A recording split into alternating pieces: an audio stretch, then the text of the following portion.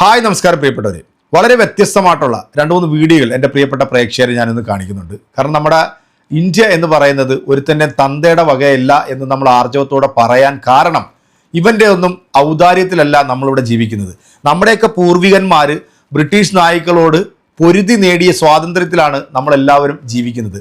ആ സ്വാതന്ത്ര്യത്തിൽ ഇരുന്നുകൊണ്ടാണ് ഇന്ന് ഈ രാജ്യം രാമരാജ്യമാക്കി മാറ്റാൻ വേണ്ടി ഈ സംഖ്യവാഹനങ്ങൾ കിടന്നുകൊണ്ട് ശ്രമിച്ചുകൊണ്ടിരിക്കുന്നത്. എന്തായാലും നിങ്ങൾ ഈ ഒരു വീഡിയോ ഒന്ന് കാണുക. കണ്ടിട്ട് നമുക്കിന്ന് വളരെ വ്യത്യസ്തമായിട്ടുള്ള കുറച്ച് വീഡിയോകളൊക്കെ ഒന്ന് കാണാനുണ്ട്. എന്തായാലും ആദ്യം ഈ കേരളത്തിൽ വിഷം വമിക്കുന്ന ഒരു വിഷജീവിയുണ്ട്. ഇവൻ്റെ ഈ ഒരു വീഡിയോ ഒന്ന് കണ്ടിട്ട് രണ്ട് കാര്യങ്ങൾ പറയാനുണ്ട്. എന്നിട്ട് നമുക്ക് മറ്റു വീഡിയോയിലേക്ക് പോവാം. മര്യാദക്ക് ജീവിച്ചാൽ അല്ലെങ്കിൽ പാകിസ്ഥാനിലേക്കോ അഫ്ഗാനിസ്ഥാനിലേക്കോ പോകണം. ഇത് താലിബാന്റെ സ്ഥലമൊന്നുമല്ല. ഇത് ഭാരതം. ഭരണഘടനയുള്ള ഭാരതം, നരേന്ദ്രമോദി ഭരിക്കുന്ന ഭാരതം, അമിത്ഷാ ഭരിക്കുന്ന ഭാരതം, അതിന്റെ കീഴിലാണ് കേരളം. അപ്പൊ ഇവന്റെ അച്ചിക്ക് ശ്രീധനം കിട്ടിയതാണ് ഭാരതം.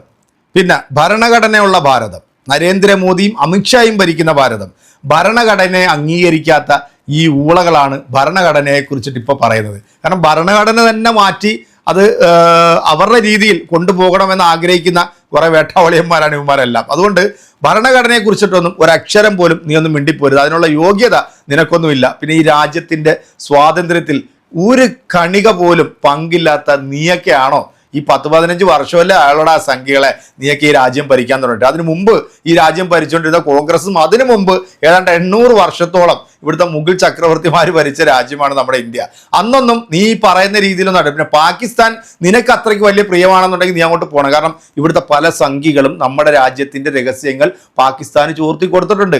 ആ ഗണത്തിൽപ്പെട്ടിട്ടുള്ള അല്ലടാ നീ. അപ്പം നിന്നോട് കൂടുതൽ മറുപടി പറയാൻ ഞാൻ ആഗ്രഹിക്കുന്നില്ല. ഇനി വളരെ പ്രധാനപ്പെട്ട ഒരു വീഡിയോ എൻ്റെ പ്രിയപ്പെട്ട പ്രേക്ഷകരെ ഞാനൊന്ന് കാണിക്കാം. അതായത് ഇപ്പം നമ്മുടെ സംഖ്യകൾ ഇതൊന്ന് കണ്ട് ആസ്വദിക്കട്ടെ, അല്ലെങ്കിൽ ആഹ്ലാദിക്കട്ടെ. നമ്മുടെ സിൽക്ക് സ്മിതയ്ക്ക് ശേഷം ഇത്രയധികം പെർഫോമൻസ് ചെയ്യുന്ന ഒരു ആളെ ഞാൻ കണ്ടിട്ടില്ല. കിഡിലൻ ഡാൻസാണ്, മിസ് ചെയ്യരുത്, നിങ്ങളൊന്ന് കാണണം. അതായത് ഇത് നമ്മുടെ BJP MLA ആയിട്ടുള്ള അനിൽ ഉപാധ്യ എന്ന് പറയുന്ന ഒരു മന്ദബുദ്ധിയുടെ ഡാൻസാണ്. അപ്പം നല്ല ഗോമൂത്രമൊക്കെ കുടിച്ച് ലക്കിൽ ലഗാനൊക്കെ തെറ്റി ആശാൻ കിടന്നങ്ങോട്ട് അർമാദിക്കുകയാണ് നമ്മുടെ രാമരാജ്യമാക്കാനായിട്ടുള്ള ഇവൻ്റെയൊക്കെ ഒരു ത്രദ്രപ്പാട്. എന്തായാലും എൻ്റെ പ്രിയപ്പെട്ട പ്രേക്ഷകരെ, ഇതൊന്ന് കണ്ടതിന് ശേഷം ഞാൻ വളരെ ദുഃഖകരമായിട്ടുള്ള ഒരു വീഡിയോയും കൂടെ നിങ്ങളൊന്ന് കാണിക്കുക. ആദ്യം നമുക്കൊന്ന് എൻജോയ് ചെയ്യാം, എന്നിട്ട് നമുക്ക് ആ ഒരു വീഡിയോയിലേക്ക് പോകാം. ഒന്ന് കണ്ടു നോക്കിക്കോളൂ എങ്ങനെയുണ്ട് ആശാന്റെ പെർഫോമൻസ് എന്നുള്ളത്. കൊള്ളാം. ആഹാ,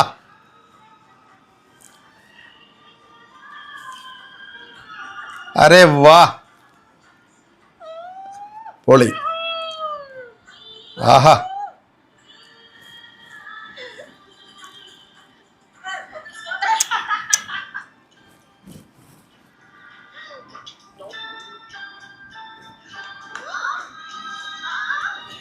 കിട്ടില്ല പെർഫോമൻസാ. ഓ, അങ്ങോട്ട് ഇറക്കി വിട്ടു കൊടുക്കണം, അറുമാദിക്കട്ടെ അവനൊക്കെ.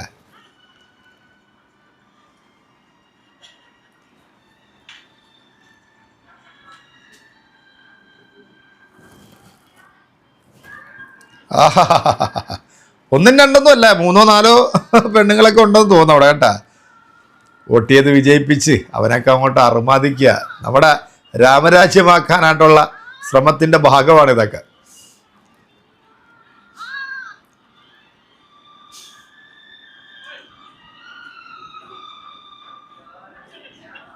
ആഹാ,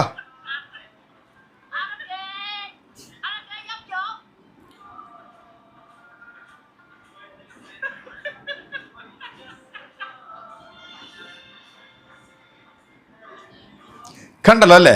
വെളിവും വെള്ളിയാഴ്ചയും ഇല്ലാതെ ഇങ്ങനെ കിടന്ന് അർമാദിക്കാൻ ഈ ഊളകൾക്കല്ലാതെ വേറെ ആർക്കാണ് സാധിക്കുക? ഇനി നമ്മുടെ അയോധ്യയിൽ വീഡിയോയും കൂടെ എൻ്റെ പ്രിയപ്പെട്ട പ്രേക്ഷകർ കാണിക്കുക. ഒരുപാട് സങ്കടമുണ്ട് കേട്ടോ ഇത് ഞാൻ കാണിക്കുമ്പോൾ. കാരണം ഇപ്പം ഇവിടുത്തെ പുരോഹിതന്മാർക്ക് പോലും രക്ഷയില്ലാത്ത അവസ്ഥയാണ്.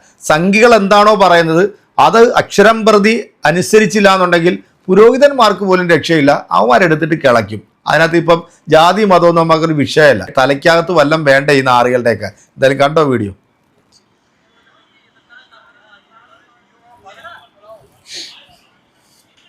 ഓ,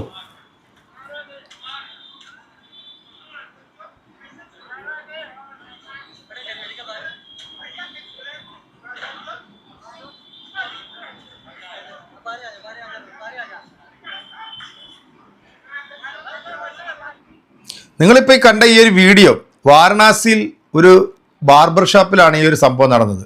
അതായത് ഈ സംഖ്യകൾ ഇദ്ദേഹത്തോട് മദ്യപിക്കാൻ പറഞ്ഞപ്പോഴത്ത് അയാൾ മദ്യപിക്കില്ല എന്ന് പറഞ്ഞു. നല്ല പുരോഹിതന്മാരാരും മദ്യപിക്കത്തില്ലല്ലോ.